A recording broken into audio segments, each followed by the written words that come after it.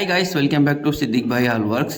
சரி, இன்றைக்கி நம்ம என்ன பார்க்க போகிறோம்னா, இந்த பில்டிங்கில் நான் ப்ரொஃபைல் ஒர்க் பண்ணது ஒரு ஷார்ட் மாதிரி இல்லை சின்ன வீடியோ மாதிரி போட்டிருந்தேன்.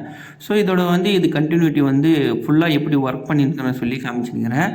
ஸோ இந்த ப்ரொஃபைல் நான் யூஸ் பண்ணிக்கிற சைஸ் 14 mm. ஸோ அதிகமாக யூஸ் பண்ணுற சைஸ் எதுன்னு சொல்லிட்டிங்கன்னா 17 mm தான் அதிகமாக ரன்னிங் ஆகும். ஸோ இதில் ஆல்ரெடி அவர் கார்பென்ட்ரி டிசைன் அளவு வச்சு அவர் கஸ்டமருக்கு இந்த மாதிரி டிசைனில் போட்டுக்குங்க சொல்லி அவரே இந்த மாதிரி காடி எடுத்து வச்சுருந்தார். ஸோ இதில் என்னோடய ஐடியான்னு சொல்லி கேட்டிங்கன்னா எதுவும் இல்லை. ஸோ இதில் கார்பெண்டர் தான் ஐடியா கொடுத்து வச்சுட்டு போயிருந்தார்.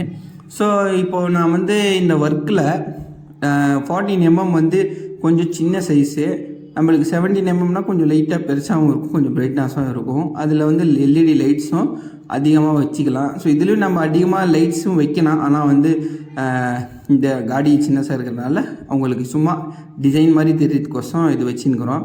ஸோ நல்லா பிரைட்னஸாக வரணுன்னா இதில் எல்இடி கிட்டையாக வரும். அந்த எல்இடி வாங்கி ஃபிட் பண்ணிக்கலாம். ஸோ இப்போ நான் எல்இடி லைட்ஸ் எல்லாம் ஃபிட்டிங் பண்ணிட்டேன்.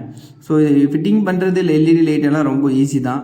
அதுக்கப்புறமா இந்த நான் விரல் வச்சுருக்கிறேன் பாருங்கள், அந்த மூலையில் தான் நான் ஹோல்ஸ் பண்ணி அதுக்குள்ளே எடுத்து அங்கேருந்து 12 watts சவுக் போட்டு கொடுத்துருக்குறேன்.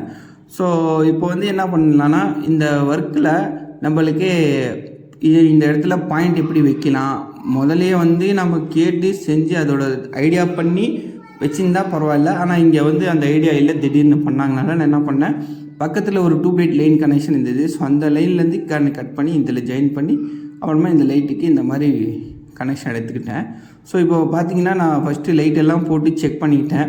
இப்போ நம்ம கேப் போட்டு மூடிட்டா திரும்ப கழட்டி திரும்பி உட்கார வைக்கிறதுக்கு நம்மளுக்கு ஒர்க் லேட் ஆகும். அதனால் ஃபஸ்ட்டு நம்ம என்ன பண்ணலான்னா செக் பண்ணிவிட்டு அதுக்கு முன்னாடி ஃபிட்டிங் பண்ணிக்கலாம்.